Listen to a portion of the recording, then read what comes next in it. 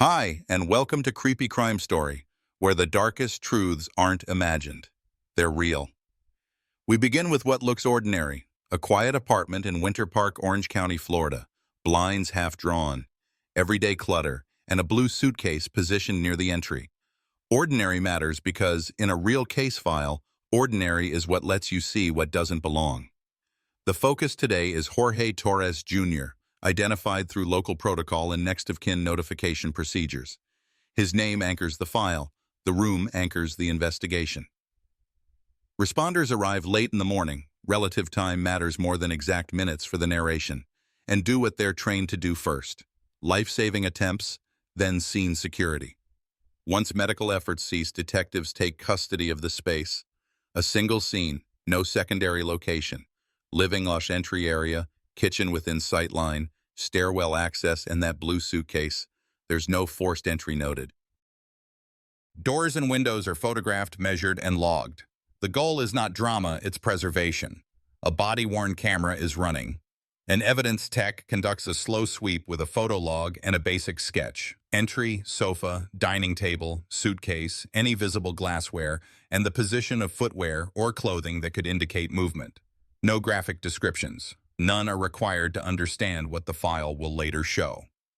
Overhead lighting is documented as on or off. Thermostat settings and a general room temperature are noted for completeness. Time, temperature, and airflow can become context when medical examiners estimate intervals. In real work, the clock is evidence. The caller, referred to neutrally here as the girlfriend, is present and separated for a structured interview. She gives an initial high-level account. There was drinking the night before, and there was talk of a game. She says she went upstairs to sleep and found Jorge unresponsive in the morning when she finally reached 911. That's her account. It's not the conclusion of this report. The distinction matters.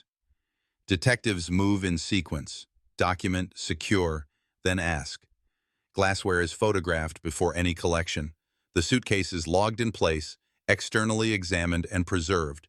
Anything that could affect later forensic interpretation, zippers, handles, scuffs, fabric wear, is captured in high-resolution images.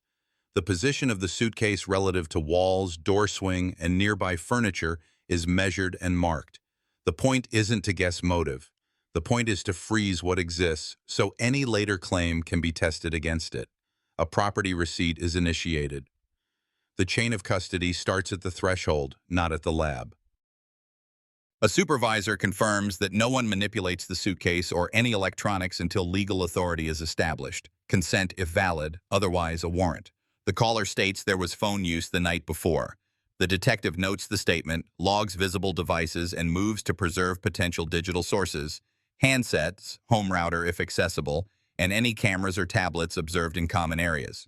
If policy requires, a quick freeze letter to any cloud provider is prepared to preserve account content pending judicial process. The narrative remains clinical because procedural discipline is what keeps a case coherent. EMS times are documented relative to arrival. Any lividity and temperature observations are handed to the medical examiner's office for later analysis. Officers canvass immediately adjacent units for noise, voices, or movement heard late last night versus early this morning. They're not fishing for opinions, they're trying to anchor when the apartment shifted from routine to emergency. In suburbs like this, crimes aren't always loud. They trace themselves across timestamps. The girlfriend repeats that she believed Jorge was fine when she went upstairs. Detectives don't argue, they memorialize. One investigator asks for the order of calls made after she woke. That sequence will be verified later against carrier logs, device extractions, and any third-party statements. The question is clinical. Who was contacted first and when? Sequence can confirm or contradict intention. The data will settle it. By early afternoon, the room is quiet again, but cataloged. The suitcase is bagged or boxed per policy, flagged to prevent fiber loss and transported to evidence. A preliminary death notification path begins with victim services ready for contact with Jorge's family. Nothing in Chapter 1 assigns blame or labels anyone defendant. This is the scene control phase of a real homicide file. A single apartment, a single set of measurements, a single chain of custody. If later statements claim the suitcase moved, the photographs will confirm whether it did and when. Before the team clears, a lead detective conducts a brief recorded walkthrough for continuity. Point of entry, immediate lines of sight, the locations of the suitcase, furniture, and any obvious electronics. That narration isn't for viewers. It's for prosecutors and jurors months or years from now when memory isn't a reliable tool. A case like this doesn't lean on rhetoric. It leans on reproducible fact. What's next is not speculation. The medical examiner will establish cause, manner, and interval. Digital forensics will extract and authenticate whatever the night preserved on a phone. If there is conflict between what the room says and what a person recalls, it will surface when metadata meets the timeline. Sometimes, in a clean apartment with no broken glass and no forced entry, the strongest witness is the file system. There's a line investigators use when the picture looks too neat. The data aligned too cleanly. Sometimes that was the problem. Chapter 1 ends where proper casework begins. Scene locked, clock started, evidence preserved without interpretation. We have a victim, Jorge Torres Jr. We have a room that will not change. And we have a suitcase that will move, in this story, only if the record shows it moved. If you're watching at home, here's a question that shapes real cases. When an account depends on what someone thought would happen, how much weight should a jury give to what was actually recorded? Your answer is the standard you would want applied if the roles were reversed. We proceed from a secured apartment to the facts that set the clock. The victim is Jorge Torres Jr., documented through official identification and next-of-kin procedures. Residence records and routine mail establish that he lived at the Winter Park address with his girlfriend. That cohabitation detail matters because it explains why she had immediate access to the space, to his routine, and to the devices investigators will later examine. Detectives run standard confirmations first. Utility listings, a current lease entry, and recent deliveries corroborate who occupied the unit.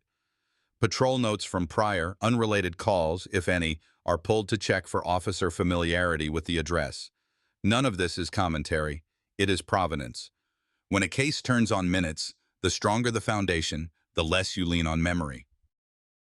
The caller's initial statement is memorialized in a recorded setting. There was alcohol the night before and mention of a game. She reports that she went upstairs and did not seek help until the morning when she found Jorge unresponsive and reached 911.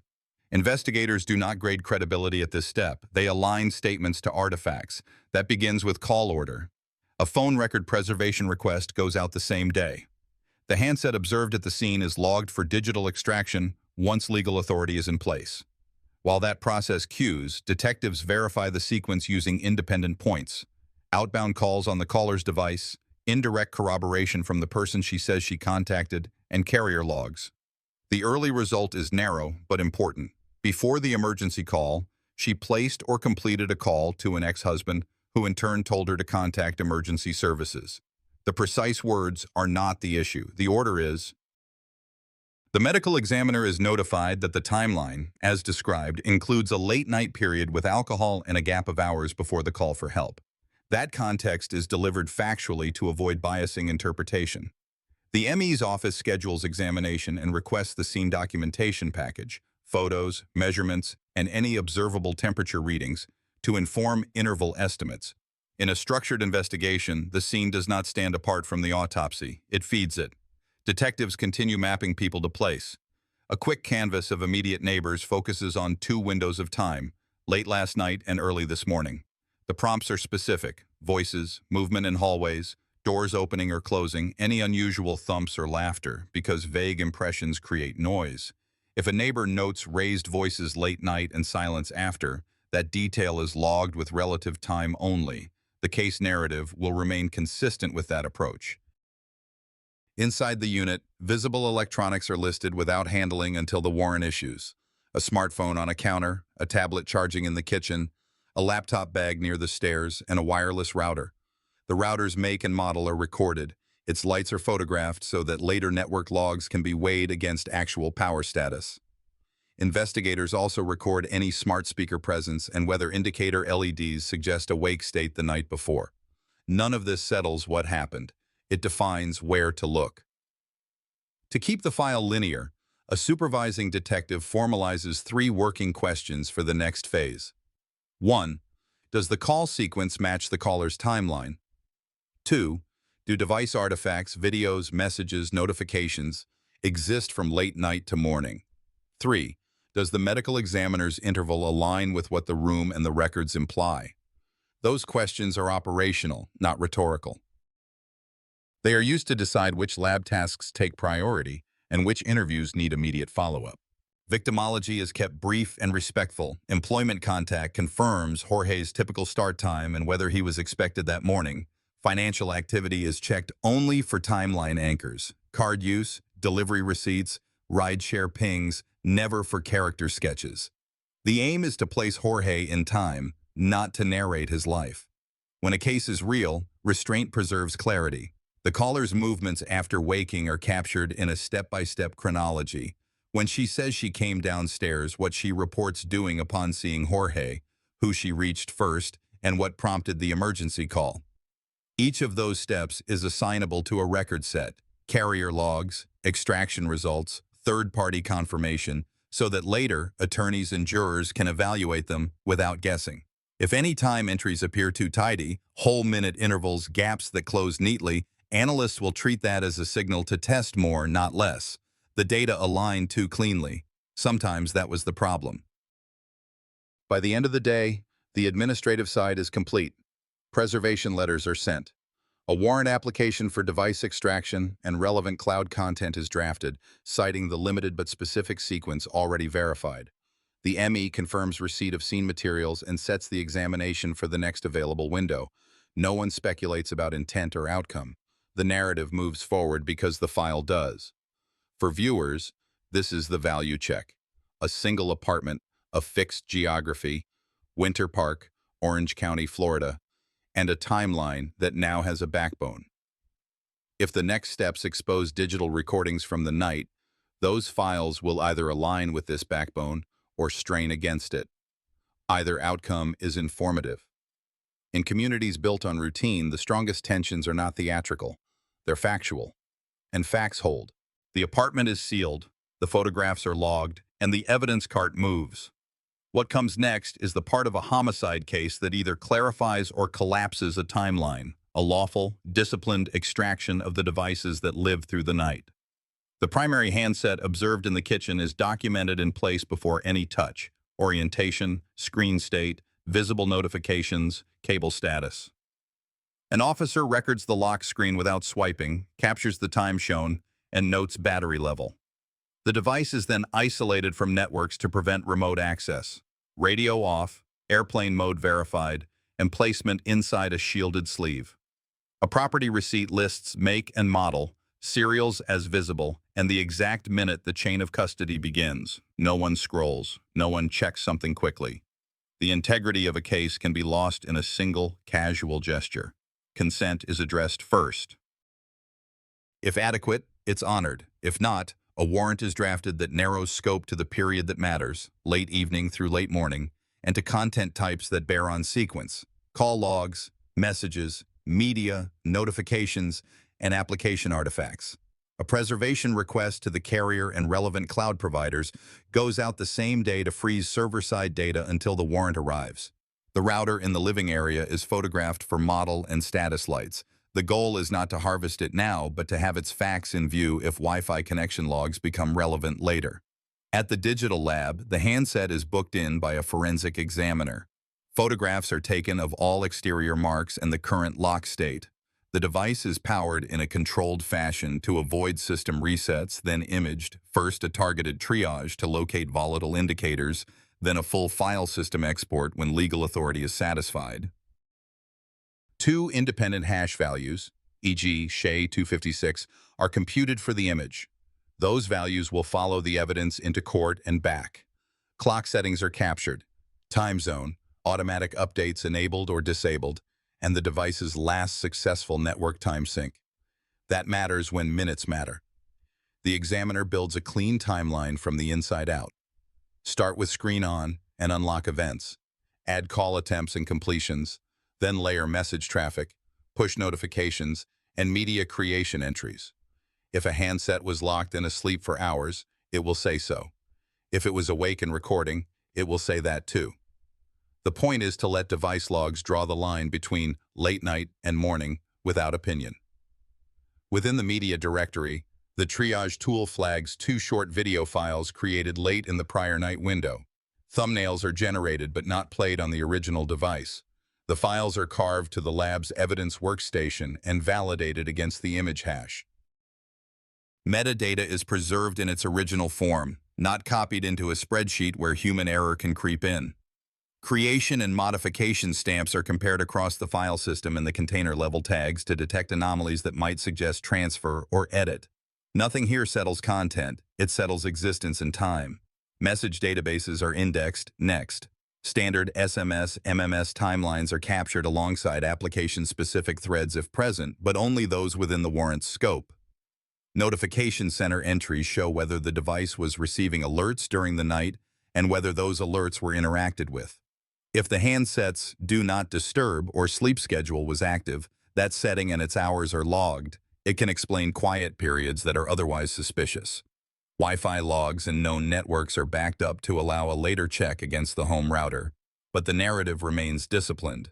We don't reach past what's necessary to test the caller's account. Carrier confirmation of call order is still pending, but the handset's internal call history already shows a pattern consistent with what was said at interview. A call to an ex-husband appears before the emergency call to 911. The timestamps are recorded in relative terms for narration and in absolute terms for the case file. The examiner marks those entries for later correlation against the carrier's call detail records. Internal logs alone don't get the last word. Battery logs are reviewed to see whether the device was on a charger at any point during the night. Charging can imply where the handset sat and for how long. It can also explain why the screen-on events look the way they do. Some phones light briefly when power connects. Motion coprocessors, if available, are consulted with care. The lab avoids reporting steps or floors climbed unless the data is robust and clearly attributable to the device being on a person rather than being moved on a table. Precision without reliability creates noise. This file does not need noise. The 2 videos are not described here. They are fingerprinted, preserved, and tagged for courtroom authentication only. The job in Chapter 3 is to prove they exist, prove when they were created, and prove that the device that made them is the device in evidence. That's why the chain of custody matters. That's why the lab mirrors the handset to a sterile workstation and locks both down. When the time comes, the jury will hear content. For now, the point is timeline control. Notifications from calendar and apps provide subtle anchors. If the phone signaled an event near midnight, and if there was a dismiss swipe, the user interacted with the device at that moment. If the phone was quiet for an extended stretch and woke only for brief screen pings, that too becomes part of the interval estimate. The medical examiner will weigh against temperature and lividity. A clean case relies on different disciplines agreeing with each other without being prompted to do so. Alongside the handset, any second device identified at the scene is processed under the same constraints. If a tablet is present but locked and empty of relevant entries, the report says exactly that. If a laptop bag contains no powered device, the report says that too. Overclaiming is as damaging as undercollecting. The narrative stays tight. 1 apartment, 1 night, 1 backbone that will be stress-tested in court. Investigators keep the human piece in view even while the lab runs. The family has a right to a clear chronology that does not depend on speculation. In communities like this, people assume that truth lives in eyewitnesses. Increasingly, it lives in systems that log without emotion. There is dignity in knowing the last hours are being treated with accuracy rather than drama. As the day closes, the lab issues a preliminary memo. Handset imaged, hashes recorded, 2 late-night videos preserved, internal call history consistent with the reported order, and message/notification indices prepared for correlation. Nothing is released publicly. Nothing is argued in the press. The next step is to hand the medical examiner the device-derived clock so interval estimates can be compared against physiology. In a coherent file, digital and medical timelines don't compete, they converge. One quiet thought from a detective as the image finishes. When timestamps align too perfectly, we verify the source of that perfection. That's not suspicion, it's discipline. The transfer to the medical examiner is straightforward and documented end to end. Custody leaves the apartment in Winter Park, Orange County, Florida, and arrives at the district facility with seals intact and paperwork matching the scene log. The same discipline that protected the room now protects the body. Photographs in situ, transport times, chain of custody signatures, and the receipt that starts the forensic clock inside the lab. The external examination begins with identifiers and condition at receipt. Clothing is inventoried. Any items with potential trace are preserved in separate bags. Measurements, weight, and distinguishing marks are recorded. There is no search for narrative here, only for reproducible fact. The examiner notes non-fatal injuries that will later matter to jurors trying to visualize mechanical realities. Superficial abrasions consistent with scratching on areas of the back and scalp, contusions on the left shoulder and forehead, and a small lip laceration. None of these injuries, standing alone, explains death. They help define contact and effort. Temperature data, rigor, and lividity are observed and entered on standardized forms. Those values are context, not a stopwatch. The apartment's thermostat setting and the reported late morning discovery are used to bound an interval, not to announce a minute. When the goal is precision without overclaiming, physiology narrows the window and the device-derived timestamps will do the final tightening. Internal examination proceeds with the same restraint. Airway structures are evaluated for signs consistent with asphyxial death, again without graphic detail. The pathologist looks for injuries that would indicate acute lethal trauma and does not find any that meet that threshold. There is no stab wound, no gunshot, no skull fracture to declare. That absence is data. In a case where confinement is alleged, the absence of a single catastrophic injury shifts attention to oxygen access over time. Toxicology is handled the way professional files handle it. Samples are collected, secured, and sent. Results are not speculation. They arrive when the lab is done. In this case, the medical examiner's office does not wait for every peripheral report to answer the central questions of cause and manner because the anatomical findings, the scene documentation, and the investigative context already converge. The determination reads the way it should in a homicide file. Cause of death, asphyxiation, manner of death, homicide. Interval estimation is then laid out in plain terms. The body's postmortem changes are evaluated against a room temperature apartment documented by scene techs and the reported gap between the late night period and the late morning emergency call. The examiner explains for the record that interval is an estimate, not a number, and that in indoor deaths, bounding the window is more reliable than promising a timestamp. When the investigative team later references prolonged confinement, they are not guessing. They are using the medical examiner's window in combination with the recordings preserved from the handset and the absence of any intervening medical intervention to show how hours, not minutes, passed. The report is written for court. It avoids colloquial phrasing, states what is there, and avoids what is not. Photographs are labeled by orientation and scale. Any marks that could be misread by non-specialists are paired with language that prevents overinterpretation. Consistent with is used correctly as a probability statement grounded in the evidence, not a synonym for certainty. The intent is to be understood on first read by a prosecutor, a defense attorney, and months later, a juror who has never seen a forensic report before. Detectives meet with the pathologist after the draft is complete. The questions are targeted. Does anything about the injuries contradict the notion of confinement during the window suggested by the digital clock? Are there findings that require investigators to re-examine the apartment for missed instruments or restraints? The answers track the document. Nothing about the injuries points away from a breathing problem over time. Nothing mandates a second scene. The apartment remains the single sufficient environment for the death as determined. The blue suitcase documented at the door is not a prop in a narrative. It is a piece of equipment whose presence at the scene and whose relationship to the body will be weighed against the videos and statements when the court hears evidence. On the administrative side, the medical examiner provides the detective unit with the preliminary conclusions and a projected timeline for any outstanding lab returns. This is not press material. It is case coordination. The death certificate will reflect what the autopsy already says: asphyxiation as the cause, homicide as the manner. In a properly managed file, everyone now knows what they are building toward. The case no longer asks, was there a death by natural causes in a home? It asks, Who is responsible for a homicide where breathing stopped because of confinement? The team now has two clocks that are designed to meet in the middle. One comes from physiology, the interval that matches an indoor environment and an unattended span of hours.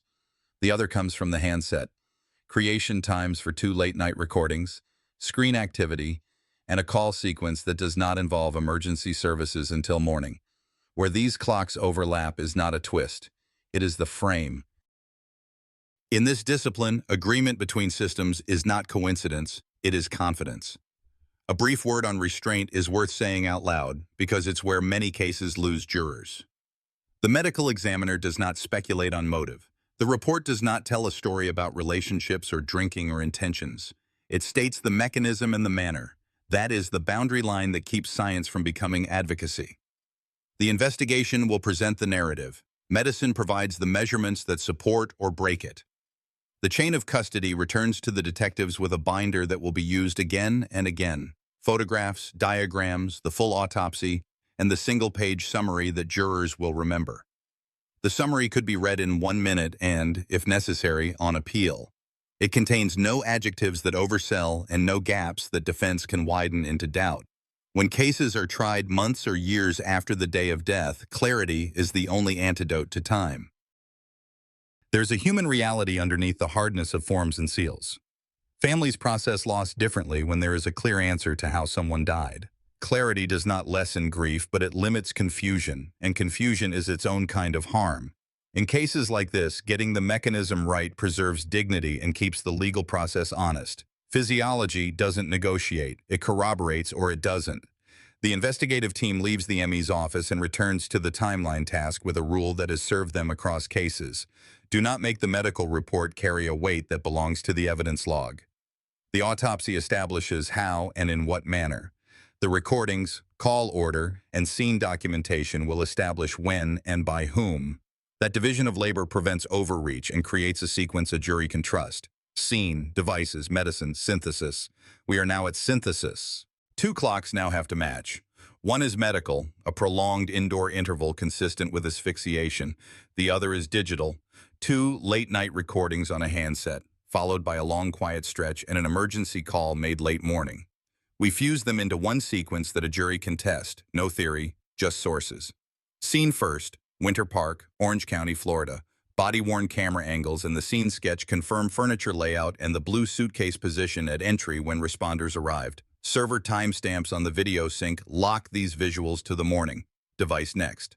The lab timeline shows two short media files created late at night, then minimal user activity, no message threads, no app browsing, only routine notifications. Clock settings, time zone, last network sync are normal, no drift that would shift times by hours. Order of calls matters. The handset log shows a call to an ex-husband before the call to 911.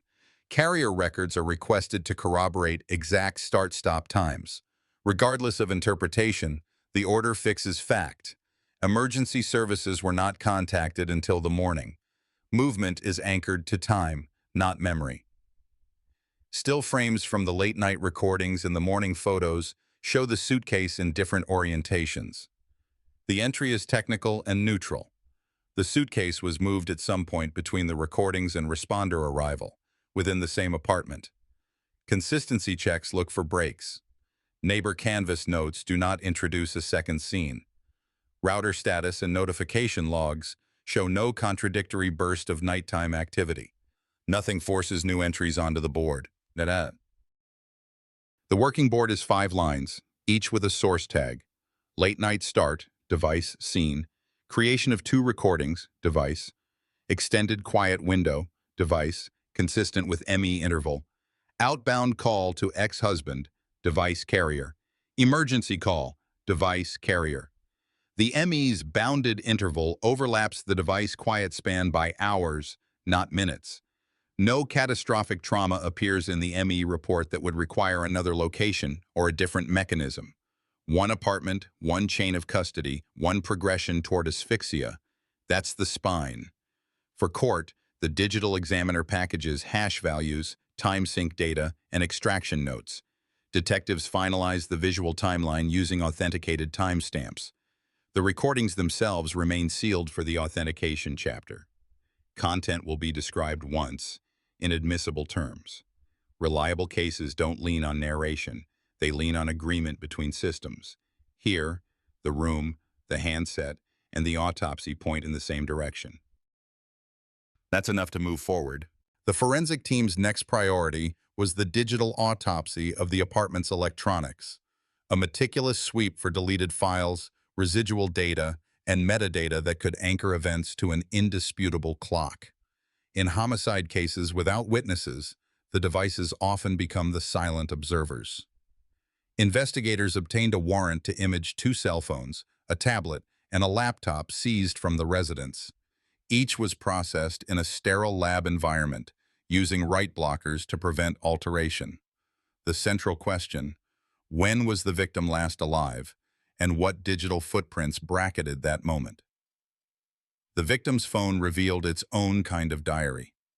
Incoming messages went unanswered after a late-night exchange that forensic examiners time-stamped to within seconds using carrier network logs. By early morning, the device's motion sensors showed no further activity, no steps, no screen unlocks. The phone remained physically present in the apartment, confirmed by Wi-Fi signal strength mapping, but it might as well have been switched off in every other sense. The suspect's phone told a different story. While she acknowledged placing her device on the kitchen counter for most of the night, forensic imaging showed short bursts of activity in the early morning hours: screen wakes, partial video files, and app launches. One of the more telling finds was a folder of video clips recorded inside the apartment, some of which had been deleted but were recoverable. File headers confirmed they were captured during the same window the victim's device went dormant. Each clip was a static shot, no audio, just frames of the living room and hallway. It was unclear whether they were meant for documentation or whether they were part of a personal narrative she was crafting in real time. On the tablet, examiners located cloud synchronization logs showing login attempts and media uploads in the hours before the 911 call. These uploads were interrupted, possibly by a loss of network connectivity or manual cancellation. The incomplete transfers were enough to prompt a deeper look into account activity, and a subpoena was drafted for the cloud provider. The laptop was perhaps the least active device, but it held a browser cache with search terms that raised eyebrows. Entries about restraint, confinement, and human oxygen limits. Forensic analysts confirmed the searches were made within a few hours of each other, all before sunrise. They cross-checked the system clock against NIST time servers to eliminate any drift, ensuring the search timestamps were admissible in court. For investigators, the devices did more than confirm a timeline. They started to outline a behavioral pattern. The absence of panic in those digital traces contrasted with the urgency described in the 911 call. In homicide investigation, that dissonance often becomes a cornerstone for the prosecution. The lead detective summarized the finding to the team. "Our witness list is thin, but our devices don't lie. They put us in the room without being there." That became the guiding principle as the case file thickened, not just reconstructing the hours in question, but demonstrating intent and state of mind. Following the analysis of recovered devices, investigators moved to corroborate the timeline through independent physical evidence, items that could not be altered once the scene was secured. This stage involved a full inventory of the apartment's environment, focusing on trace materials and positional evidence. Technicians revisited the scene with a second pass, prioritizing areas not immediately relevant during the initial sweep, but now critical after the digital findings. The living room, hallway, and bedroom were rephotographed with scale markers to establish precise distances between key objects. The suitcase, the central object in this case, was measured for interior dimensions and evaluated for airflow obstruction. A forensic engineer was consulted to run a series of controlled tests, simulating the conditions inside under varying temperatures and ventilation levels. These results would later serve to contextualize the victim's final moments for the jury without speculation. And from the suspect's clothing, previously bagged and stored, trace evidence technicians lifted a set of fine textile fibers matching the suitcase lining. The distribution pattern suggested prolonged contact, not incidental brushing.